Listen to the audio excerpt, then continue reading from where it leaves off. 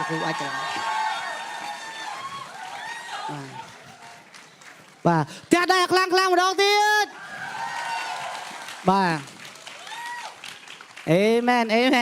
បាទឥឡូវនេះយើងមានចិត្ត200សំណួរដើម្បីសួរ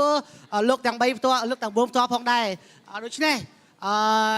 ខ្ញុំចង់សូមចំណាក់អារម្មណ៍លោកគ្រូអ្នកគ្រូអត់មានអ្នកគ្រូទេសូមចង់សូមចំណាក់អារម្មណ៍លោកគ្រូទាំង4តើមានចំណាក់អារម្មណ៍បែបណាដែរជាមួយសន្និបាតរបស់យើងផ្ទាល់តែម្ដងចាប់ផ្ដើមពីបងផ្ទាល់អូសប្បាយចិត្តមែនតើណាលោកគ្រូអរគុណច្រើនសម្រាប់ការអញ្ជើញលោកគ្រូពីរៈបាទអរគុណហើយជាពិសេសគឺស្ដាប់លោកគ្រូសាមដេមិនគឺឆត់បេះដូងខ្ញុំហ្មងព្រោះខ្ញុំមនុស្សតាម trend រហូតបាទចិត្តល្អមែនតើខ្ញុំសប្បាយចិត្តចូលរួមជាមួយយុវជនជីវិតថ្មីបាទអរគុណច្រើនសម្រាប់ការស្វាគមន៍បាទជួបបងតារាផ្ទាល់បាទអរគុណជំរាបសួរដល់លោកគ្រូអ្នកគ្រូបងប្អូនទាំងអស់គ្នាខ្ញុំរំភើបមែនតើហើយខ្ញុំចូលចិត្តធ្វើការមួយយុវជនហើយឃើញយុវជនជាច្រើននៅទីនេះពិតជាទីថ្វាយសីឡទៅកាន់ព្រះអង្គហើយអរគុណសម្រាប់កិត្តិយសក្នុងការល្ងាចនេះអរគុណច្រើនចុះកន្លោះធានទីងវិញកន្លោះធានទីងខ្ញុំសប្បាយចិត្តមែនទែនគ្រាន់តែបានអញ្ជើញបានបងប្រុសអញ្ជើញខ្ញុំក៏ដូចរំភើបទុកមុនណាហើយមិនស្មានថាអាចនឹងមានឱកាសក្នុងការចែកចាយ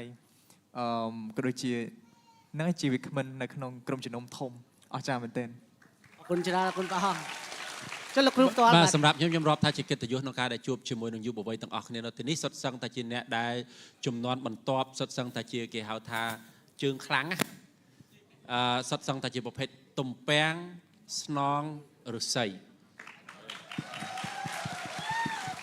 នៅនេះអត់មានទំពាំងជ្រក់ទេអរគុណព្រះអង្គអាចចាស់ដៃអសារការព្រះអង្គម្ដងទៀតដែរបាទនៅក្នុងសំណួរជាច្រើនដែលបានស្កត់ទុកទៅលើក្តារខៀនរបស់យើងខ្ញុំបាន select 10ជាងសំណួរដើម្បីសួរដល់ Wilkman របស់យើងហើយយើងនឹង select បន្តទៀតដល់ថ្ងៃស្អែកផ្ទាល់ដើម្បីសួរពួកគាត់ផងដែរដូច្នេះលោកអ្នកបងប្អូនដែលមានសំណួរនៅតែអាចបន្តទៅសេបានដើម្បីយើងអាច pick ហើយនឹងសួរពួកគាត់ផ្ទាល់តែម្ដងសំណួរទី1ជាសំណួរដែលធំដែរជាភាសាអង់គ្លេសផ្ទាល់សូមចោតទៅសួរបងយូរ៉ៃមុនគេបាទខ្ញុំចេះអង់គ្លេសដែរគាត់ទៅសេថា How can we measure our life as a youth in 2025 How can we measure our life in 2025 គាត់ថានឹងមានន័យថាចង់យល់ពី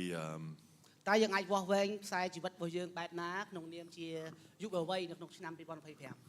របៀបថាចង់របៀបណាដែលយើងវាយតម្លៃលើជីវិតយើងហ៎បាទមកខ្ញុំមើល2025មានរឿងជាច្រើនដែលកើតឡើងពីប្រប្លោកដែលធ្វើឲ្យយើងពិបាកចិត្តដូចជាសង្គ្រាមផងអីផងប៉ុន្តែបើចេះស្ដាយបើយើងរៀបរាប់ពីប្រវត្តិសាស្ត្រកន្លងមកគឺ2025នៅតែរៀងគ្រួនបាល់75 79និងវេទនីបាទហើយក៏មិន75 79ទេប៉ុន្តែសម័យហ្នឹងទូទាំងប្រទេសកំពុងតែឆ្លោះគ្នារៀងកុម្មុយនីសសម្លាប់គ្នាច្រើនមែនតើមានសង្គ្រាមលើសពីឥឡូវដូចចង់100ដងហ្នឹងអញ្ចឹងជាក់ស្ដែងសម្រាប់យុវជន Gen Z ឥឡូវនេះគឺកប៉ិតគេអាចន័យថាជាយុវជនសម័យដែលរៀងគ្រួនបាល់ជាងសម័យមុនទៅទៀតក្នុងប្រវត្តិសាស្ត្រមនុស្សមិនដែលមានលុយដល់ថ្នាក់ហ្នឹងហើយមិនដែលមានសន្តិភាពដល់ថ្នាក់នេះដែរប៉ុន្តែដែលឡែកគឺយុវជនកំពុងតែជួបផ្ទះរឿងមួយចំនួនដូចជាបញ្ហាផ្លូវចិត្តជាច្រើនអ្នកហើយយើងអ្នកនៅអាមេរិកយើងដឹងស្រាប់ថាយើងជាអ្នកដែលមិនថាមានលុយធ្វើឲ្យយើងសប្បាយចិត្តទេអញ្ចឹងខ្ញុំមើលឃើញថាអ្វីដែលយុវជនឥឡូវនេះកំពុងតែស្វែងរកស្វែងយល់ពីនៅទីនេះធ្វើអីចង់បានគោលបំណងចង់មានបេសកកម្មចង់មានមូលហេតុអីមួយដើម្បីរស់នៅដោយលើសពីការរស់នៅដើម្បីឲ្យភាពស្រស់ស្រួលទេអញ្ចឹងខ្ញុំឃើញ Gen Z កំពុងតែរំភើបជាមួយនឹង Gen Z កំពុងតែរោអ្វីមួយដែលជាអ្វីខ្ញុំគិតថាគឺឆ្លើយ10គឺមហាបេសកកម្មរបស់ព្រះយេស៊ូវបញ្ជូនទៅគ្រប់ជាតិសាសន៍ហើយខ្ញុំជឿថាទីទៀតនឹងវ៉ាលីនៅណាបានវ៉ាលីបាទខ្លាចជាបេសកជនដូចបុយរ៉ៃទៅក្រៅប្រទេសជួយបងប្អូនអាហ្វ្រិកផងបាទហើយបើជាពិសេសបើចង់រៀនចាំមករៀនជាមួយ YWAM យើង DTS នេះសូមលោកគ្រូមួយអត់ចាស់ដៃមួយទាំងអស់គ្នាបាទ ចង់សួរសំណួរដដែលទៅលោកគ្រូដែរក្នុងនាមលោកគ្រូជាអ្នកពង្រៀលមួយរូបដ៏ល្អតើយើងអាចវាស់វែងដល់របៀបណាក្នុងនាមជាយុវជនក្នុងព្រះអង្គក្នុងឆ្នាំ2025នេះដែរ បាទក្នុងឆ្នាំ2025នេះយើងឃើញដូចលោកគ្រូយុរ៉ៃគាត់បានមានប្រសាសន៍ដែរមានរឿងរ៉ាវជាច្រើនដែលបានកាត់ឡើងហើយវាកាត់ឡើងខុសពីសេចក្តីរំពឹងទុករបស់មនុស្សជាច្រើនខ្ញុំចង់បញ្ជាក់ថាចេះនេះបើយើងមើលទៅពីជីវិតរបស់មនុស្សយើងគឺអញ្ចឹងដែរយើងមិនអាចសន្មត់ហើយនឹងអាចរៀបចំគម្រោងហើយអ្វីៗទាំងអស់ស្របតាមគម្រោងផែនការរបស់យើងហើយយើងថាវាស់វែងទៅមិនបានវាមិនស្មើដូចអ្វីដែលយើងរំពឹងទុកពេលខ្លះវានាំឲ្យយើងមានការខកចិត្តមួយចំនួនប៉ុន្តែខ្ញុំចង់លើកទឹកចិត្តចេះវិញយើងអាចវាស់វែងចេះវិញតើយើងរៀនបានអីគេខ្លះចេញពីឆ្នាំ2025តើយើងបានរៀនអីគេខ្លះដែលថ្មីជួនកាលការវាស់វែងមួយចំនួនយើងយកវាស់វែងអ្វីដែលយើងសម័យចង់ឃើញប្រសិនបើអ្វីទាំងអស់ដំណើរការល្អដំណើរការដោយប្រក្រតីអត់មានអ្វីដែលកើតឡើងហើយមក interrupt មករំខានទៅដល់គម្រោងផែនការរបស់យើងការរៀបចំរបស់យើងអញ្ចឹងបើវាកើតឡើងខ្ញុំចង់ឲ្យយើងសួរសំណួរមួយមកកាន់ខ្លួនឯងវិញខ្ញុំចោទជាសំណួរវិញ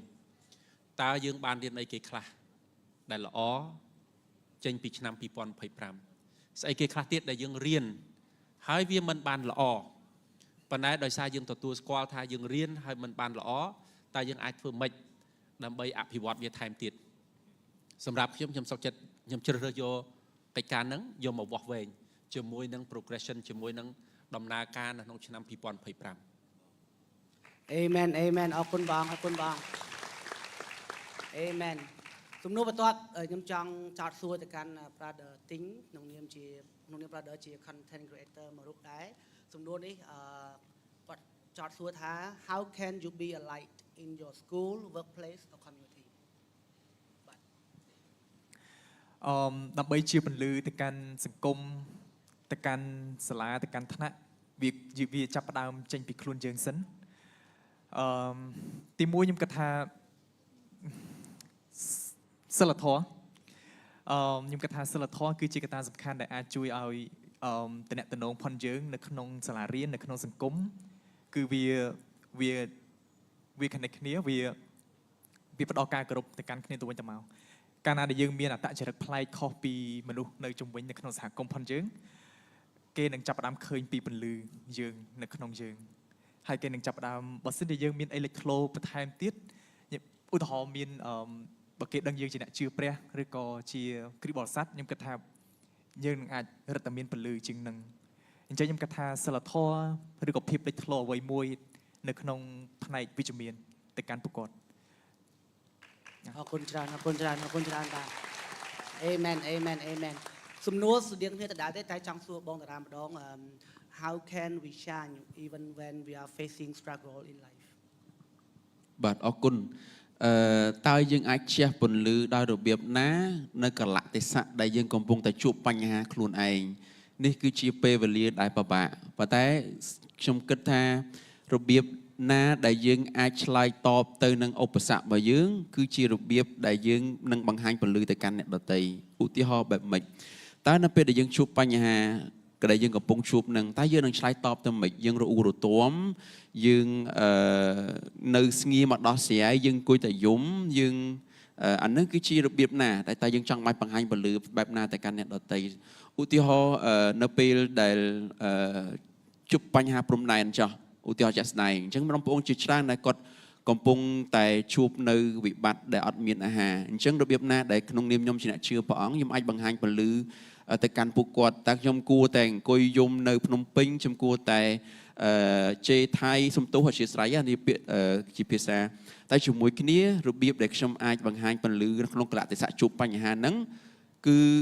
តើខ្ញុំអធិដ្ឋានទៅកាន់ព្រះអង្គតើព្រះអង្គចង់ឲ្យខ្ញុំធ្វើអីនៅក្នុងកលៈទេសៈហ្នឹងអញ្ចឹងពួកយើងបានចោះទៅព្រំដែនយើងអាចជួយជាស្បៀងអាហារទោះបីជាយើងមានគ្រួសារដែលជួប affect នឹងបញ្ហាហ្នឹងដែរអញ្ចឹងអានេះជាឧទាហរណ៍មួយនៅពេលដែលយើងជួបបញ្ហាព្រំដែនហ្នឹងរបៀបដែលខ្ញុំអាចបង្ហាញពន្លឺព្រះអង្គទៅកាន់គាត់បានគឺតាមរយៈដែលយើងអាចចុះសួរសុខទុក្ខគាត់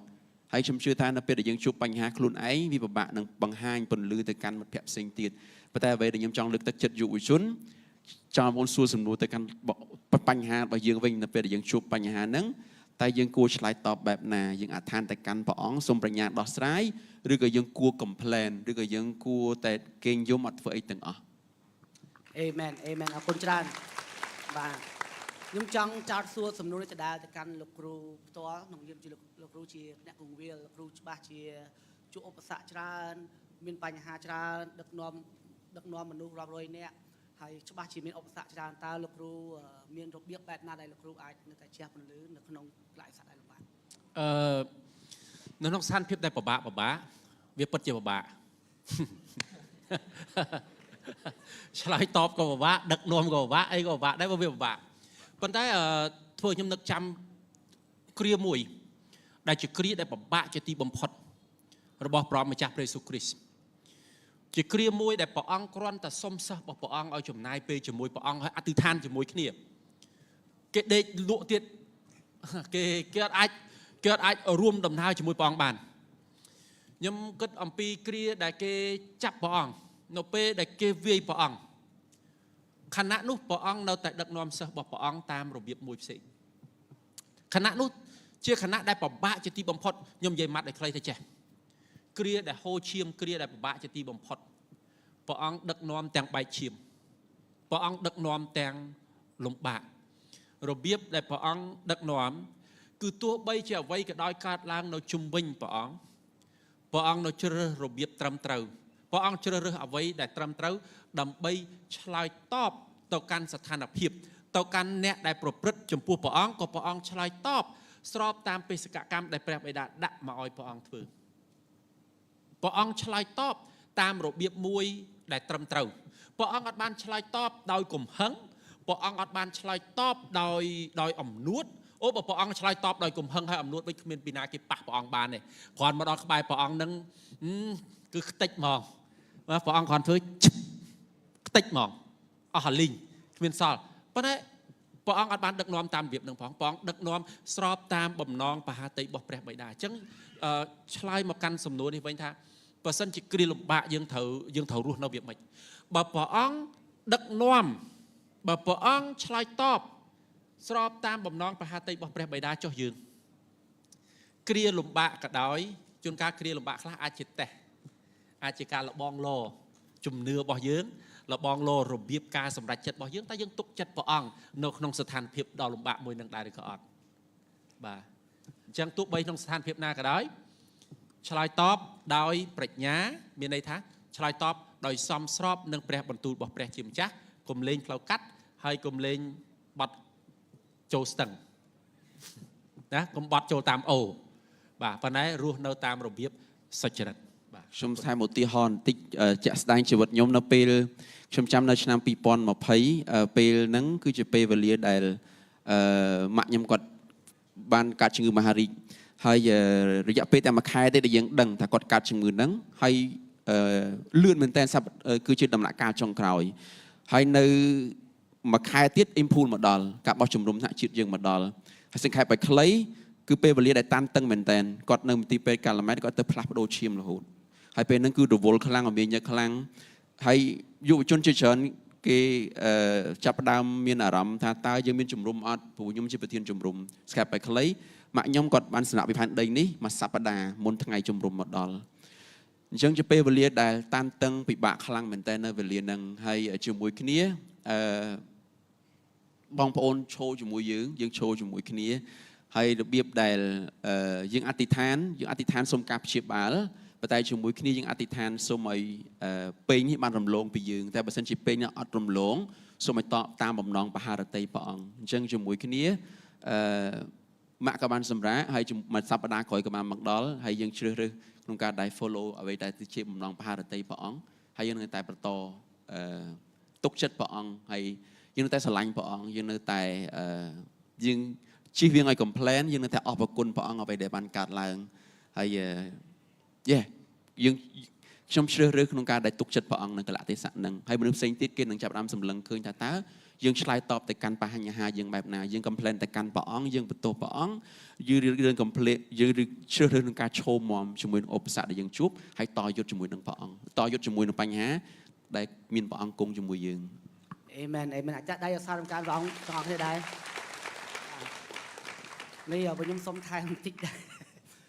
ពេលខ្លះទុកលំបាកហ្នឹងវាជាអាចជាកិច្ចការមួយដែលព្រះអង្គសពហាតីឲ្យយើងនៅតែជះពន្លឺតាមរយៈទុកលំបាករបស់យើងបងប្អូនដែលលើឲ្យថា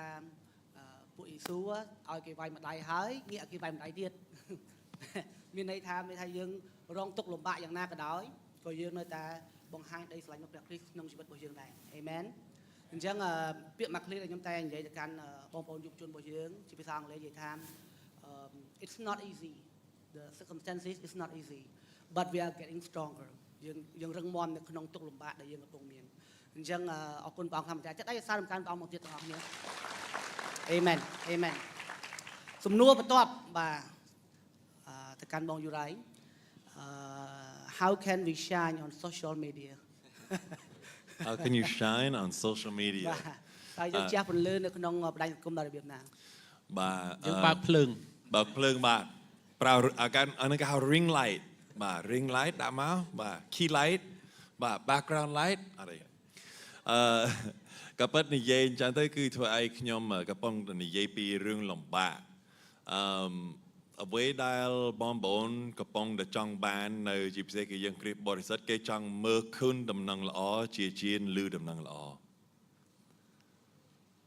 ស្ដាប់តើហ្នឹងណាឧទាហរណ៍មួយចុះដូចលោកគ្រូបាននិយាយឲ្យបាទឲ្យតារាបានលើកឡើងដែរថារបៀបយើងឆ្លើយតបជាមួយនឹងស្ថានភាពលំបាកខ្ញុំធ្លាប់នៅប៉ោយប៉ែតមានចៅចុះផ្ទះធ្លាប់មានណាមើលវីដេអូហ្នឹងអត់ផ្ទុះបាទលបាយពីមុន6ឆ្នាំមុនអញ្ចឹងទៅគឺចៅចុះផ្ទះចឹងទៅខ្ញុំនៅបាត់ដំបងហើយមាននារី2នាក់នៅមូលដ្ឋានគ្នាយើងនៅបាត់ដំបងទាំងអស់គ្នានៅប៉ោយប៉ែតយើងមានចៅឡើងដំបងទៅចូលកន្លែងហើយលក់របស់ទាំងអស់ក្នុងមូលដ្ឋានទូអីទូរស័ព្ទ laptop អីកាមេរ៉ាទាំងអស់លក់ទាំងអស់ហើយនារី2នាក់ហ្នឹងភ័យហ្មងព្រោះសបាយតាក្នុងផ្ទះកន្លែងគេស្នាក់នៅក្នុងបន្ទប់គេទូរស័ព្ទក៏ឆក់យកដែរក្នុងបន្ទប់គេផ្ទាល់ហ្មងអរគុណព្រះដល់សុវត្ថិភាពអត់បានប៉ះរូបកាយអីទេប៉ុន្តែយ៉ាងណាគឺគាត់ភ័យអញ្ចឹងខ្ញុំនឹងពេលខ្ញុំបាក់ម៉ូតូពីបាត់ដំបងវិញខ្ញុំបាននិយាយរហូតហើយសួរព្រះតែរបៀបណាដែលយើងបានឆ្លើយតបដូចថាតើរបៀបណាដែលយើងសួរព្រះហើយព្រះបានឲ្យខ្ញុំថាយូរ៉ៃត្រូវតែថតអស់តូហើយសូមជូនពរដល់លោកចៅតែមកចម្លែកឯងបើតែខ្ញុំដល់ពេលវេលាដល់មូលដ្ឋានថតភ្លាមដោះមួកផងថាជំរាបសួរបងប្អូនឥឡូវនេះដល់ផ្ទះនៅប៉ែតព្រោះឮថាចៅចូលផ្ទះបាទឥឡូវហើយជួបបងអូនខ្ញុំគាត់កំពុងតែបោះខាងមុខហើយគាត់ដឹកតែបត់កាមេរ៉ាគាត់ហើយកាមេរ៉ាអូអេរិកគាត់បរាំងដែរគាត់ថាអេរិកបត់អីគេអូបត់កាមេរ៉ាហើយជំរាបសួរយូរ៉ៃបត់កាមេរ៉ាអត់អីទេហើយដឹកមកពីផ្ទះយើងមកឃើញថាបត់កាមេរ៉ាបត់តែអត់អីទេហើយតោះឥឡូវមើលអីទៀតបត់អីទៀតខ្ញុំចូលផ្ទះនាំគេចូលផ្ទះហើយខ្ញុំនិយាយថាសម្រាប់យើងជាគ្រីស្ទបរិសុទ្ធព្រះណៃនាំយើងអស់ទោសអត់អ្នកណាដែលធ្វើអាក្រក់ចំពោះយើងអញ្ចឹងនេះយើងសូមជូនពរដល់លោកចៅចុះហើយយើងស្រឡាញ់យើងមិនដឹងថាលោកចៅបានជួបស្ថានភាពអីគេក្នុងជីវិតដែលធ្វើឲ្យលោកចៅបានមកលក់របស់យើងទេអញ្ចឹងតែយើងសូមប្រទានពរលោកចៅហើយប៉ុន្តែសូមកុំលួចគេទៅទៀតណាបាទសូមលួចកុំធ្វើអញ្ចឹងទៀតណាហើយយើងជឿថាព្រះចំពុករ៉ូមខ28នេះថាគ្រប់យ៉ាងនឹងក្លាយជាល្អសម្រាប់គ្រីស្ទបរិសុទ្ធចឹងខ្ញុំជឿថាសូម្បីតាស្កាបេតនេះគឺការជាល្អសម្រាប់យើងអញ្ចឹងបើសិនជាមានបងប្អូនចង់ចូលរួមបរិច្ចាគអាចជួយទិញកាមេរ៉ាថ្មីឲ្យអេរិកឬអ្នកផ្សេងទៅអាចទៅបានហើយមានដឹងអត់អាហ្នឹងគឺរាប់លាន view ណាខ្សែព័ត៌មានគេថតគ្រប់គ្នានិយាយគេតាម Facebook តាមគ្រប់ភាសាថាគ្រីស្ទបរិសុទ្ធជូនពរលោកចៅបាទហើយលួយដល់បងប្អូនប្រជាជនផ្ញើទៅគឺលើសពីអ្វីដែលយើងបានបិទទៅទៀតអញ្ចឹងនេះរបៀបថាយើងបានប្រាស់ប្រព័ន្ធ social media មិនបាក់អធិប្បាយច្រើនគ្រាន់តែបង្ហាញគឺគេចង់មើលឃើញវាជាក់ស្ដែងហ្មងអញ្ចឹងសិតតែជាឱកាសឲ្យតែឧបសគ្គដឹងតែឱកាសហើយហ្នឹងហើយឲ្យតែឧបសគ្គដឹងតែឱកាសអេមែនអាចតាក់ដៃអសាររំកានបងម្ដងទៀតទាំងអស់គ្នាបាទថ្ងៃក្រោយបាត់របស់ជូនពរលោកចៅទាំងអស់គ្នាអរគុណព្រះអង្គសំណួរ សំណួរភ្ជាប់មួយសំណួរនឹងដែរដែលបងមានប្រសាសន៍អំបញ្ញមិនតាក់ទងទៅនឹងការអត់ទោសហើយនឹងព្រះអង្គប្រាប់យើងឲ្យប្រទានពរចង់ចោតទៅសួរលោកគ្រូវិញបាទសំណួរនេះគេសួរថា how to forgive ourselves from mistake តើយើងអាចអត់ទោសខ្លួនឯងដែលបង្កើតកំហុសដោយរបៀបណាហើយ what is the value of honesty តើស្អីជាតម្លៃនៃភាពស្មោះត្រង់ បាទស្អីគេជាតម្លៃនៃភាពស្មោះត្រង់ហើយយើងអត់ទោសឲ្យខ្លួនឯងយើងដោយរបៀបណាជួនកាលnóមានរឿងមួយចំនួនដែលជាកំហុសដែលកើតមានឡើងហើយវាពេលដែលកំហុសកើតមានឡើងយើងចាប់ផ្ដើមមានគេថាវិបដិបាទចាប់ផ្ដើមមានការស្ដីបន្ទោសមួយមកកាន់ខ្លួនឯងហើយវិបដិនោះបានធ្វើឲ្យយើងចោតប្រកាន់ហើយជាប់ហើយចងកំហឹងនឹងខ្លួនឯងយើងតាមពិតនឹងជាខ្ញុំអាចនិយាយប្រើពាក្យមួយត្រង់ចំបំផុតឲ្យខ្លាំងបំផុតហើយចំហើយពាក្យនេះរៀងធ្ងន់សត្រូវដែលខ្លាំងជាងគេបំផុតដែលអាចបំផ្លាញយើងបានគឺយើងប៉ុន្តែពេលខ្លះយើងពិបាកអត់ទោសឲ្យខ្លួនឯងយើងពិបាកលើកលែងឲ្យខ្លួនឯងខណៈពេលដែលជួនកាលអ្នកដែលយើងធ្វើខុសជាមួយគេលើកលែងទោសឲ្យយើងគេអត់ទោសឲ្យយើងប៉ុន្តែយើងនៅហាក់ដូចជាអត់លើកលែងទោសឲ្យខ្លួនឯងខ្ញុំចង់ឲ្យយើងបានសម្លឹងមើលទៅកាន់ព្រះបន្ទូលរបស់ព្រះជាម្ចាស់ព្រះអង្គមានព្រះបន្ទូលថាឫទ្ធានុភាពរបស់ព្រះអង្គអាចប្រោះលោះជីវិតរបស់យើងបានអាចប្រោះលោះការចោទប្រកាន់នានាមិនថាការចោទប្រកាន់នោះជាសម្លេងដែលមកពីខាងក្រៅមកពីអ្នកដទៃឬក៏សម្លេងនោះមកកាន់ខ្លួនឯងយើងអាចអត់ទោសឲ្យខ្លួនឯងបានដោយរបៀបម៉េចយើងត្រូវពឹងអាងលើព្រះបន្ទូលរបស់ព្រះជាម្ចាស់រឿងមួយចំនួនការសម្រេចចិត្តមួយចំនួនការមើលមកកាន់ខ្លួនឯងយើងឬក៏ការចោទប្រកាន់ខ្លួនឯងយើងពេលខ្លះយើងត្រូវដាក់វាចុះហើយយើងអនុញ្ញាតឲ្យព្រះបន្ទូលរបស់ព្រះជាម្ចាស់ជាអ្នកលាងជំរះយើងវិញអនុញ្ញាតឲ្យព្រះបន្ទូលរបស់ព្រះជាម្ចាស់ដុសខាត់យើងវិញហើយនេះគឺជាដំណើរការនៃជំនឿនៅក្នុងជីវិតរបស់យើងដែលយើងគ្រាន់តែទទួលពីព្រះអង្គហើយខ្ញុំទទួលស្គាល់ថាពេលខ្លះវាពិបាកពេលខ្លះយើងងាយអត់ទោសឲ្យអ្នកដទៃទៀតប៉ុន្តែយើងពិបាកអត់ទោសខ្លួនឯងអ្នកខ្លះគាត់នៅស្ដីបន្ទោសខ្លួនឯងគាត់នៅប្រខាំងខ្លួនឯងគាត់នៅចោតប្រកាន់ខ្លួនឯងគាត់នៅដាក់កំហិតមកកាន់ខ្លួនឯងគាត់អាហ្នឹងវាពិបាកប៉ុន្តែបើយើងពឹងអាងលើព្រះអង្គបើយើងទុកទំនុកចិត្តរបស់យើងបើយើងទុកការអត់អន់ទោសដោយយើងឮពីព្រះអង្គថាព្រះអង្គអត់ទោសយើងពេលខ្លះដូចស្តៀងគ្នាមួយពុកម្ដាយយើងដែរពេលខ្លះយើងធ្វើអីមួយនៅផ្ទះជួនកាលយើងកាន់កែវមួយឬចានមួយយើងធ្លាក់បែកហើយយើងមានអារម្មណ៍ស្ដីបន្ទោសខ្លួនឯងថាមិនគួរប៉ុន្តែពេលខ្លះបើយើងឮពាក្យមួយម៉ាត់ពីឪពុកម្ដាយយើងឬក៏ឮពីបងប្អូនយើងឬក៏អ្នកផ្ទះយើងថាមិនអីទេជួនកាលពេលយើងឮមួយម៉ាត់ហ្នឹងយើងស្ងប់នៅក្នុងអារម្មណ៍ខ្លួនឯងយើងណាយើងដឹងថាយើងធ្វើខុសប៉ុន្តែពេលយើងឮអ្នកដទៃផ្សេងមកយើងរៀងស្ងប់ខ្លួនឯងយើងតិចកំហុសខ្លះយើងពិបាកស្ងប់ប៉ុន្តែបើសិនជាយើងឮថាព្រះជាម្ចាស់អត់ទោសឲ្យយើងអាចជួយឲ្យយើងស្ងប់បានបាទសំណួរទី2មិញខ្ញុំភ្លេច what is the value of honesty តម្លៃនៃការស្មោះត្រង់ឬក៏ភក្ដីភាពតម្លៃនៃភាពស្មោះត្រង់ឬក៏ភក្ដីភាពនេះគឺជាតម្លៃមួយតាមពិតសំណួរនេះរៀងទលាយរៀងទលំទលាយប៉ុន្តែខ្ញុំសូមឆ្លើយខ្លីមួយចោះដោយសារពេលវេលាភក្ដីភាពគឺជាគុណតម្លៃមួយដែលជួយឲ្យជីវិតរបស់យើងមានតម្លៃឬក៏អ្នកដទៃផ្សេងទៀតដល់តម្លៃខ្ញុំលើកឧទាហរណ៍មួយបើយើងជាមនុស្សដែលនិយាយដល់អត់មានភក្ដីភាពឬមួយក៏យើងគ្រាន់និយាយថាចោលយើងនឹងបាត់ទំនុកចិត្តពីអ្នកដទៃហើយបើយើងបាត់ទំនុកចិត្តរបស់អ្នកដទៃផ្សេងទៀតលើក្រោយអ្វីដែលយើងនិយាយលែងមានទម្ងន់ហើយឬក៏យើងអាចនិយាយភាសាមួយម៉ាត់ឲ្យខ្លីថាទឹកមាត់យើងអត់ប្រៃបាទអានឹងអត់ចាំបាច់ណាភ្លុកអីណានិយាយគ្នាហើយបាទដឹងតែអត់ប្រៃហ្មងមានន័យថាពាក្យរបស់យើងអត់ធ្ងន់ដូច្នេះភក្ដីភាពជួយឲ្យជីវិតរបស់យើងមានទម្ងន់ភក្ដីភាពដាក់តម្លៃមួយជីវិតរបស់យើងទៅកាន់អ្នកដទៃផ្សេងទៀតដែលគេអាចផ្ដល់ការគោរពមកកាន់យើងមិនថាយើងក្មេងមិនថាយើងចាស់មិនថាយើងមានបទពិសោធន៍ច្រើនឬបទពិសោធន៍តិចប៉ុន្តែបើគេឃើញយើងថាយើងជាមនុស្សដែលមានភក្ដីភាពយើងទទួលការគោរពពីអ្នកដទៃអេមែនចាស់ដៃសារសំខាន់បងប្អូនគ្នាបាទចង់ចោតសំណួរនេះទៅកាន់បងតារាដែរខ្ញុំcònចង់ថែមខ្លីមួយទៀតគាត់ចង់លើកទឹកចិត្តថាទៅទទួលស្គាល់ថាគ្រប់គ្នាបង្កើតកំហុសអត់មានណាគេម្នាក់ដែលល្អអត់ខ្ចោះហើយក៏មាននរណាម្នាក់ដែលធ្វើត្រូវរហូតដែរអញ្ចឹងយើងត្រូវទទួលស្គាល់ថានឹងមានថ្ងៃយើងប្រព្រឹត្តកំហុសយើងធ្វើខុសហើយ អ្វីដែលខ្ញុំចង់លើកទឹកចិត្តត្រូវសួរខ្លួនឯងថាតើកំហុសថ្ងៃហ្នឹងតើយើងរៀនបានគេពីកំហុសថ្ងៃហ្នឹងហើយតើយើងគួរ improve ខ្លួនឯងយ៉ាងដូចម្ដេចដើម្បីទៅជំហានបន្ទាប់ហើយយើងអាចសួរបងប្អូនយើងនៅជុំវិញខ្លួនយើងថាតើមានអីដែលយើងអាចរៀនបានពីមនុស្សនៅជុំវិញខ្លួនយើងអញ្ចឹងខ្ញុំលើកទឹកចិត្តថាទៅទទួលស្គាល់ថាគ្រប់គ្នានឹងបង្កើតកំហុសខ្លួនឯងក៏យើងនឹងបង្កើតកំហុសតែត្រូវលើកទឹកចិត្តខ្លួនឯងថាកំហុសថ្ងៃនេះនឹងជួយឲ្យយើងក្លាយទៅជាបុគ្គលម្នាក់ដែលប្រសើរជាងមុនហើយវានឹងជួយឲ្យយើងទៅកម្រិតបន្តទៀតលើកទឹកចិត្តtrongហ្នឹង Amen អរគុណបង Amen បាទសំណួរនេះសួរទៅកាន់ប្រាដផ្ទាល់តែម្ដងតើគួរធ្វើដូចម្ដេចបានយើងស្គាល់ភាពខ្លាំងខ្លួនឯង ដើម្បីអាចស្គាល់ភាពខ្លាំងខ្លួនឯងបានលុះត្រាតែយើង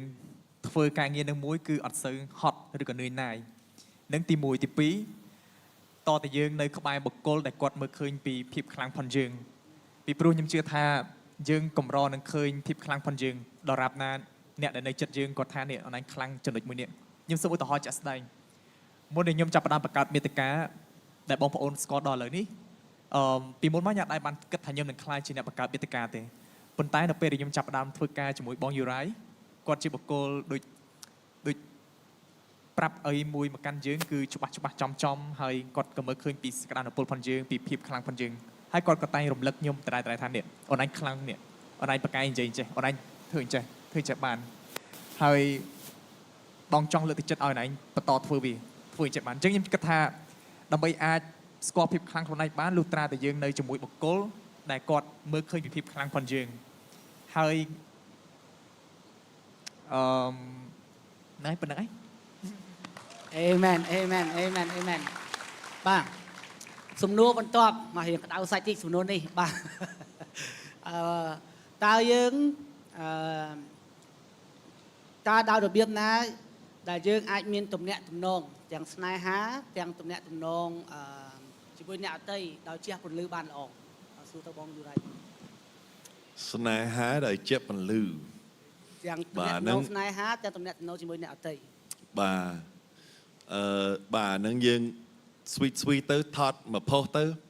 ឲ្យគេឃើញទៅអត់អីខ្ញុំគាត់ថាខ្ញុំនៅកន្លែងយើងនៅ YMC រៀបយើងមាន2នាក់ម្សិលមិញខ្ញុំនិយាយជាមួយគាត់បាទហើយខ្ញុំមើលឃើញគំរូគាត់ជាពិសេសគឺទាំង2នាក់គឺខ្ញុំបានប្រាប់គាត់សឹបម្សិលមិញណាឥឡូវខ្ញុំដោយសារសរសើរខ្ញុំថា David ហើយ Sophie ណាស៊ីមរៀបសងសារគ្នារៀងយូរឆ្នាំប៉ុន្តែខ្ញុំអង្គុយនៅក្បែរ Sophie ម្សិលមិញមើលឃើញថាដូចគាត់អង្គុយនៅក្បែរខ្ញុំហើយ David នៅអង្គុយកន្លែងផ្សេងហើយយើងមើលឃើញពីរនាក់គាត់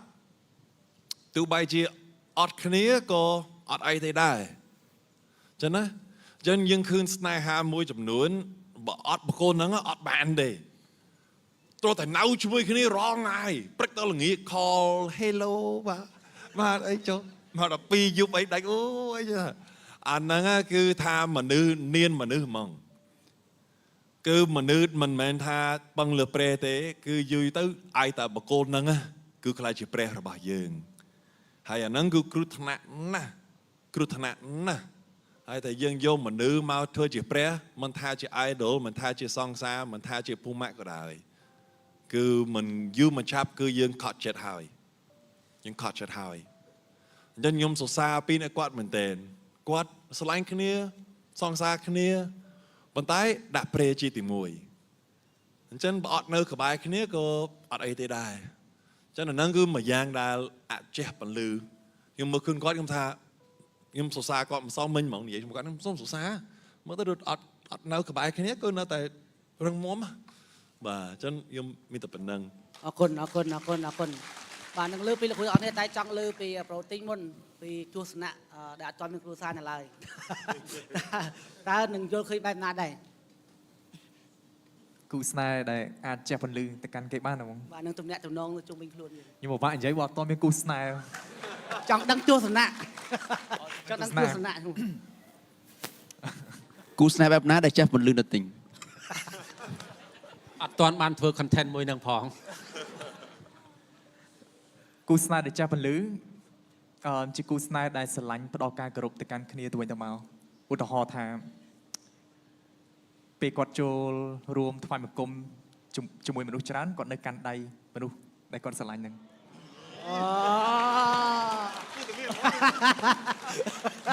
មកដល់ មែន ខ្ញុំមានប៉ុណ្្នឹងឯងខ្ញុំមានប៉ុណ្្នឹង បាទកាត់ដៃទៅដល់រកានបងមួយបាទអស់ហើយបាទណែអត់មានទៀតទេណែ អត់មានទៀតទេតមានมันអាចប្រាប់បានអញ្ចឹង បាទអរគុណច្រើនសុំលើពីបងតារាវិញបាទ ខ្ញុំគិតថាគួរតែជាដៃគូដែលទីមួយគ្រប់កត់ខ្លាចព្រះហើយយើងហ៊ានបង្ហាញទៅកាន់មនុស្សជុំវិញខ្លួន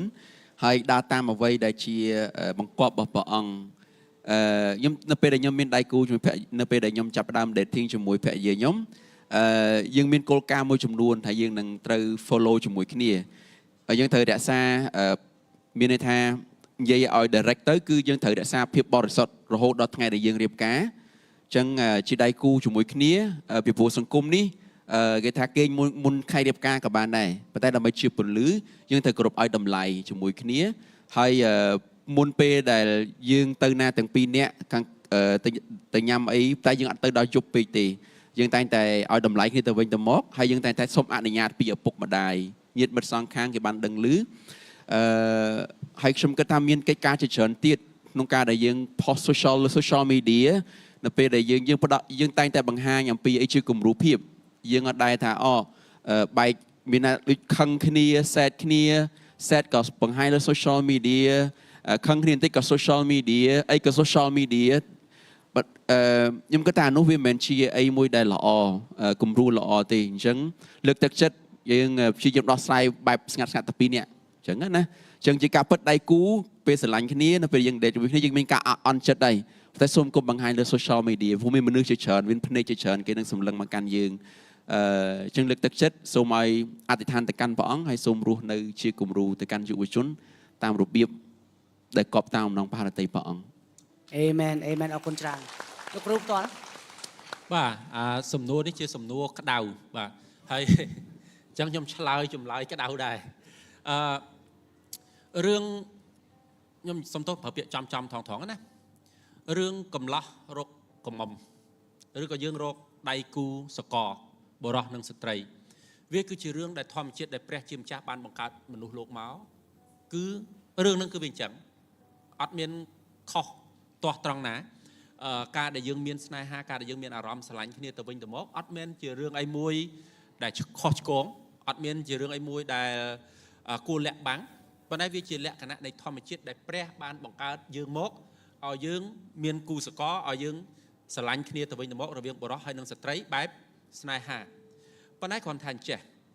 ខ្ញុំលើកទឹកចិត្តថាដើម្បីឲ្យយើងមានទំនាក់ទំនងរបស់យើងជាគំរូឬទំនាក់ទំនងយើងជាពន្លឺនៅពេលដែលយើងចាប់អារម្មណ៍ទៅលើនរណាម្នាក់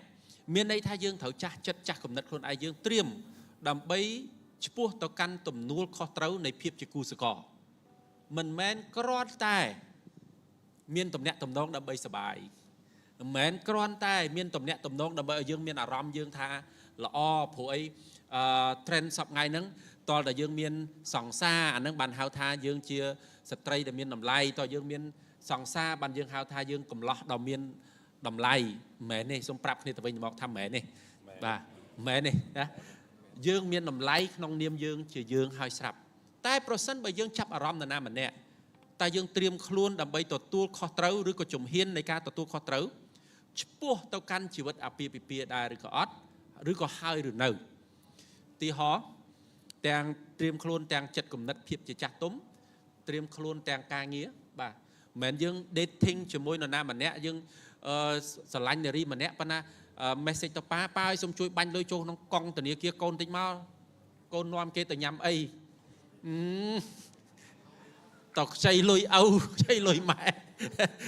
ទៅ dating មិនកើតណាយើងស្ត្រីក៏ដូចគ្នាដែរតើយើងមានភាពចាស់ទុំគ្រប់គ្រាន់ទាំងសមត្ថភាពនៅក្នុងការរកប្រាក់ទាំងសមត្ថភាពនៅក្នុងការនាំជំហាននៃទំនាក់ទំនងចំពោះពីមិត្តភ័ក្តិធម្មតាទៅកាន់មិត្តភ័ក្តិជិតស្និទ្ធទៅកាន់ភាពជាគូតដឹងទៅកាន់ភាពជាប្តីប្រពន្ធដែរឬក៏អត់តើនៅក្នុង process ហ្នឹងតើនៅក្នុងដំណាក់កាលហ្នឹងតើយើងហ៊ានសុំ គូសកលណាមួយដែលយើងគោរពដែលយើងទុកចិត្តដែលមានគំរូល្អសូមឲ្យពួកគាត់ខូចយើងដែរឬក៏អត់តើយើងត្រៀមខ្លួនហើយនៅ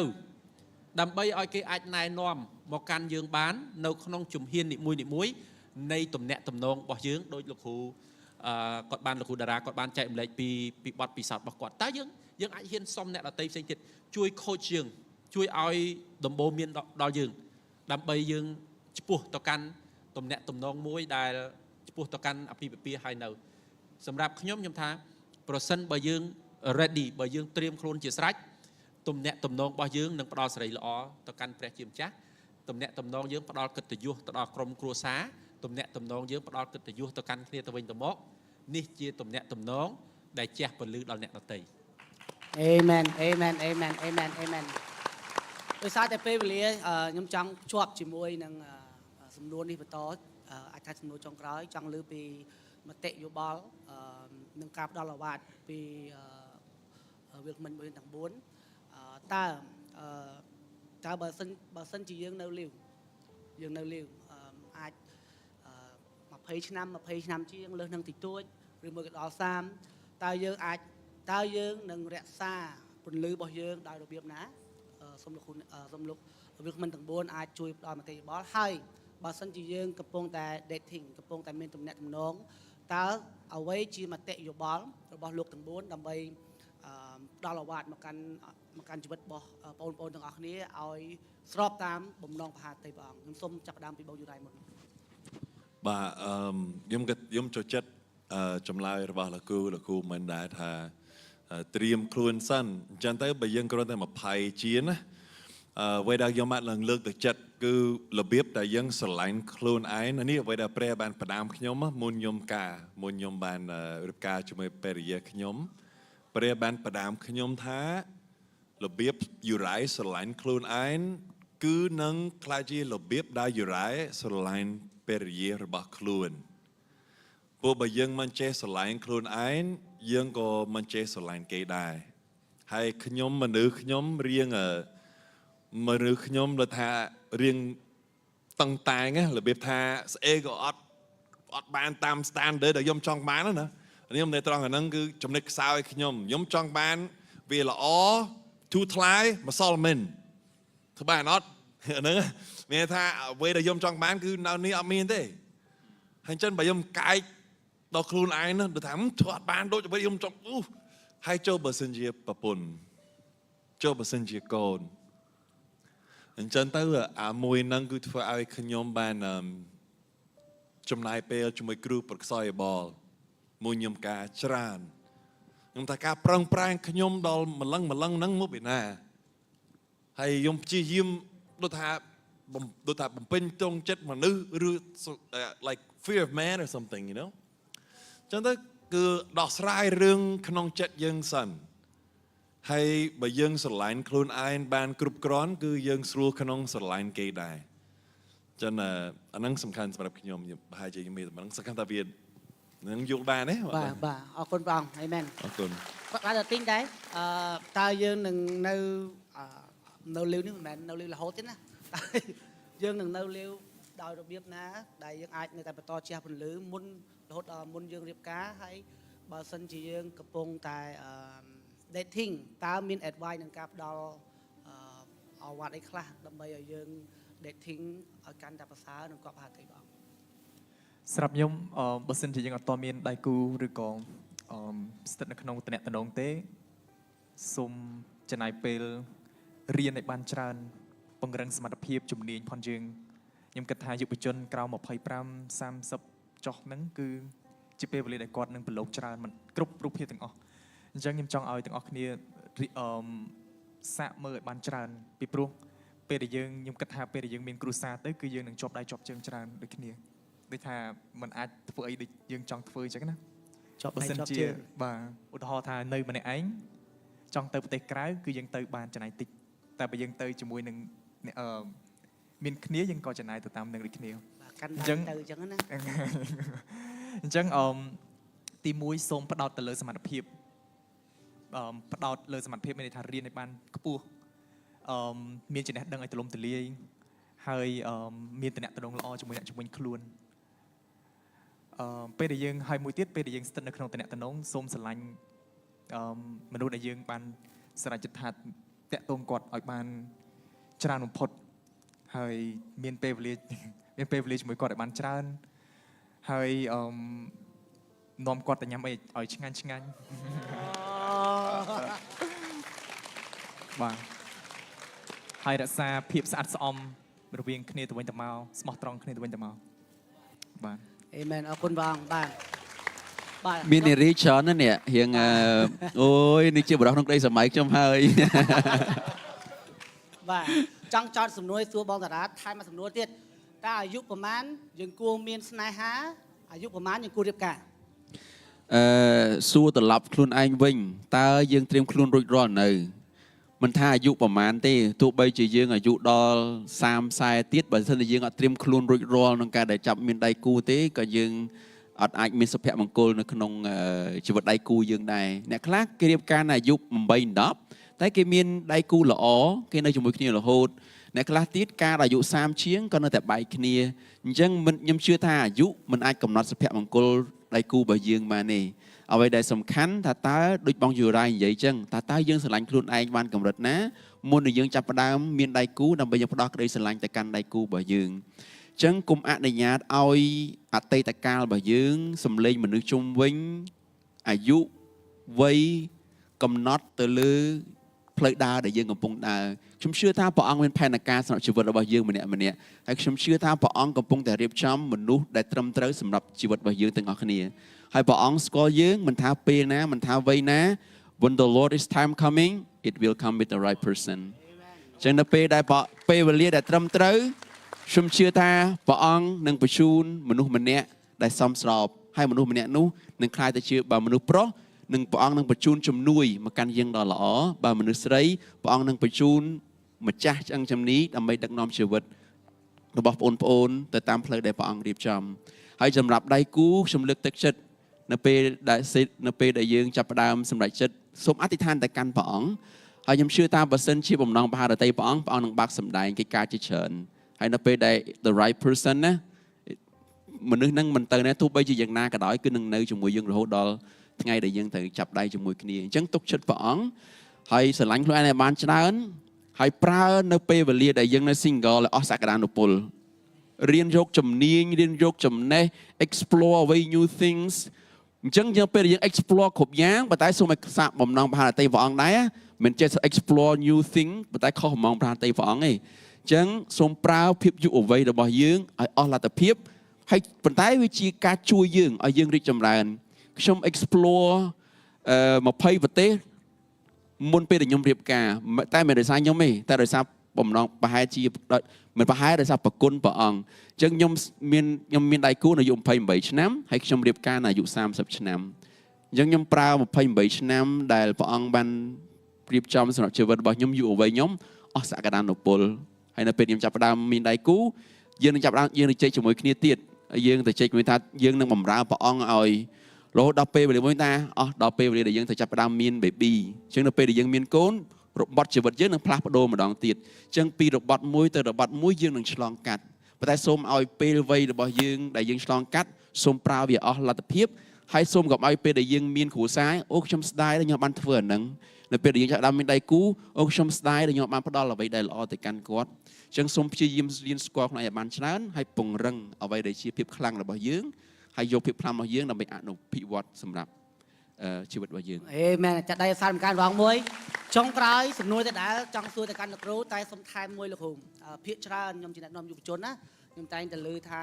អូ he's not my type បាទគាត់មិនជា type របស់ខ្ញុំទេបាទគាត់អញ្ចេះគាត់អញ្ចោះចេះចោះចេះចង់ទៅមានស្នេហានៅខាងក្រៅដាច់ពីពហិដាច់ពីជំនឿដាច់ពីសហគមន៍បាត់អញ្ចឹងសំណួរបន្ថែមទៅលើទៅកាន់លោកគ្រូតើបើយើងចាប់ផ្ដើមជាពន្លឺចាប់ផ្ដើមជះពន្លឺពីនៅលាវមានគូហើយយើងចាប់ផ្ដើមចង់មានគូសម្លឹងមើលអធិដ្ឋានតើនឹងលោកគ្រូនឹងផ្ដល់យោបល់បែបណាដែរបាទពាក់ព័ន្ធជាមួយពាក្យថា my type ដែលលើពាក្យហ្នឹងហ៎បាទ my type ហ្នឹងតាមពិតពេលខ្លះអ្នកដែលគាត់និយាយថាពាក្យ my type ហ្នឹងគាត់មិនដឹងអាពិតប្រកបថាអា type របស់គាត់ហ្នឹងស្អីគេពិតប្រកបទេពេលខ្លះអត់ដឹងទេអត់ដឹងឯគ្រាន់តែនិយាយទៅ ចូលចិត្តមានអារម្មណ៍ត្រឹមត្រូវថ្ងៃហ្នឹងថាហ្នឹងហ្នឹងmy type ហ្នឹងដល់ពេលម្នាក់ហ្នឹងធ្វើខុសតិចមិនមែន my type មិន my type មិនចុងក្រោយយើងរកអា my type មកអត់ឃើញទេបាទប៉ុន្តែខ្ញុំចង់ឲ្យរូបមន្តចេះវិញមើលរូបមន្តព្រះជាម្ចាស់វិញពេលដែលព្រះអង្គបានបង្កើតមនុស្សមកដំបូងព្រះអង្គបង្កើតជាមនុស្សប្រុសពេលដែលព្រះអង្គបានបង្កើតមនុស្សប្រុសមកដល់ដំបូងភ្លាមថ្ងៃទី1ព្រះអង្គអត់បានបញ្ញត្តិដកឆ្អឹងជំនីរបស់គាត់ទៅបង្កើតជាមនុស្សស្រីមួយទៀតអត់ទេព្រះអង្គបានបង្កើតមនុស្សប្រុសឬក៏យើងហៅថាមនុស្ស single ម្នាក់មនុស្ស single ម្នាក់នេះព្រះអង្គទុកមករយៈពេលដើម្បីស្គាល់ព្រះអង្គទី1សំខាន់ណាស់ស្គាល់ព្រះអង្គពីព្រោះការដែលស្គាល់ព្រះជាម្ចាស់គឺជាឫសគល់គឺជាមូលដ្ឋាននៃជីវិតរបស់ពួកគេអស់មួយជីវិតរបស់ពួកគេអញ្ចឹងពេលដែលគេនៅ single លោកអាដាមពេលគាត់នៅ single ទូនាទីរបស់គាត់ទទួលការបង្រៀនពីព្រះអង្គទទួលការទំនាក់ទំនងពីព្រះអង្គស្គាល់របៀបរបស់ព្រះអង្គពីព្រោះព្រះអង្គជាម្ចាស់អូខេអញ្ចឹងយើងឃើញរូបមន្តទី1ព្រះអង្គគាត់ប្រតិឲ្យ single people ខ្ញុំប្រើពាក្យ single people ចុះអ្នកនៅលីវស្គាល់ព្រះជាម្ចាស់មានទំនាក់ទំនងដែលជាគ្រឹះមូលដ្ឋានដ៏ចម្បងនៃជីវិតរបស់ពួកគេសម្រាប់អស់មួយជីវិតរបស់ពួកគេទី2ដែលយើងឃើញនៅក្នុងដំណើររបស់លោកអាដាមគឺព្រះអង្គដាក់ការងារឲ្យគាត់ធ្វើឲ្យគាត់ភ្ជួររាស់ឲ្យគាត់ព្រះអង្គណែនាំឲ្យគាត់ដើរដាក់ឈ្មោះសัตว์ព្រះអង្គណែនាំគាត់ឲ្យស្គាល់ផ្លែឈើទាំងប្រមាណស្អីខ្លះដែលត្រូវហូបស្អីគេខ្លះដែលមិនត្រូវហូបនិយាយម៉ាត់ឲ្យខ្លីថាគាត់ចេះចិញ្ចឹមជីវិតខ្លួនឯងគាត់បានគាត់ចេះភ្ជួររាស់ចិញ្ចឹមជីវិតខ្លួនឯងគាត់មុនពេលដែលគាត់មានសីវ៉ាណាមុនពេលដែលព្រះអង្គបញ្ជូនសីវ៉ាមកឥឡូវយើងសម័យមើលបើសិនជាលោកអាដាមអត់តន់ចេះភ្ជួររាស់អត់តន់ដឹងថាស្អីដែលត្រូវហូបបានហើយមានសីវ៉ាមកมันដាច់បាយទាំងពីរនាក់ងាប់នៅក្នុងសួននេះដែរហ្នឹងហើយទេយល់វិញខ្ញុំនិយាយហ៎អញ្ចឹងធ្វើម៉េចព្រះអង្គជួយគាត់ឲ្យគាត់មានភាពពេញវ័យទំនាក់ទំនងជាមួយព្រះអង្គហើយមានសមត្ថភាពដើម្បីចិញ្ចឹមក្រុមគ្រួសាររបស់គាត់ផ្ទាល់អញ្ចឹងខ្ញុំត្រឡប់មកវិញថាទាំងបុរសទាំងស្ត្រីព្រះអង្គគាត់ទៅយើងស្គាល់ព្រះអង្គគាត់ប្រហាតីឲ្យអាពេលអំឡុងពេលជីវិតនៅលីវរបស់យើងនេះកសាងគ្រឹះមូលដ្ឋានរឹងមាំមួយព្រះអង្គកសាងគ្រឹះមូលដ្ឋាននៃការចិញ្ចឹមជីវិតរបស់យើងពីព្រោះត្រូវចាំថាពេលដែលស្រីវ៉ាគាត់ត្រូវបានណែនាំមកដល់ក្នុងជីវិតរបស់លោកអាដាមហើយពេលនោះគឺគេចាប់ដើមមានកូនហោហែហើយបាទតែពេលគេចាប់ដើមមានកូនហោហែមានន័យថាទំនួលខុសត្រូវក្នុងភាពជាអ្នកដឹកនាំក្រុមគ្រួសារដាច់ខាត់ត្រូវតែមានអញ្ចឹងយើងអត់អាចនិយាយថាខ្ញុំចង់មានអារម្មណ៍ល្អខ្ញុំចង់មានស្នេហានឹងគេឯងដែរប៉ុន្តែខ្ញុំមិនចង់ទទួលខុសត្រូវវាអត់ត្រូវយល់វិញខ្ញុំនិយាយឧទាហរណ៍ថាយើងឃើញផ្ទះវិឡាគេមួយយ៉ាងស្អាតយើងថាអូខ្ញុំសម័យចង់នៅក្នុងផ្ទះវិឡាហ្នឹងខ្ញុំទៅនៅផ្ទះវិឡាហ្នឹងប៉ុន្តែខ្ញុំអត់ចង់មានទំនួលខុសត្រូវបង់លុយធនាគារខ្ញុំអត់ចង់ម្ចាស់បរិយាណាគេឲ្យយើងទៅនៅយល់វិញខ្ញុំនិយាយហ៎មានតែចាប់អារម្មណ៍បរិយាម្ចាស់បរិយាថាចង់មកនៅផ្ទះខ្ញុំមកនៅសិនមកចាំមានលុយថ្ងៃណាចាំបង់ថ្ងៃហ្នឹងអត់ទេត្រូវតែមានទំនួលខុសត្រូវមុនពេលចូលមកនៅដូចគ្នាដែរនៅក្នុងជីវិតរបស់យើងព្រះអង្គគាត់ទៅយើងខ្លាចជាមនុស្សដែលស្គាល់ព្រះអង្គមានទំនួលខុសត្រូវនៅក្នុងការដឹកនាំក្រុមគ្រួសារនិងមើលថែសារក្រុមគ្រួសារបាទអរគុណច្រើនអាចផ្ទះដៃជូនពួកគាត់ទាំង4បាទមានសំណួរជាច្រើនដែលយើងអត់ទាន់ចប់ទេប៉ុន្តែស្អែកយើងនឹងជួបលោកទាំង4ហើយនឹងមានបងប្អូនអាចនៅតែបន្តសរសេរសំណួរជាច្រើនដែលយើងអាចនឹងជ្រើសរើសដើម្បីសួរលោកទាំង4ផងដែរបងប្អូនអាចផ្ទះដៃអរគុណពួកគាត់ម្ដងទៀតបាទអរគុណយើងនឹងនៅមានចម្លើយសំណួរចម្លើយតទៀតពាក់ព័ន្ធជាមួយនឹងស្រីវ៉ាហើយនឹងប្រុសដាំតទៀតអូខេស្អែកជួបគ្នាស្អែកបាទជួបស្អែកប៉ុន្តែយើងអត់ទាន់ចង់ចប់ទេអរគុណច្រើនលោកគ្រូទាំង4បាទអរគុណច្រើនតែយើងអត់ទាន់ចប់ទេយើងនឹងបញ្ចប់ជាមួយនឹង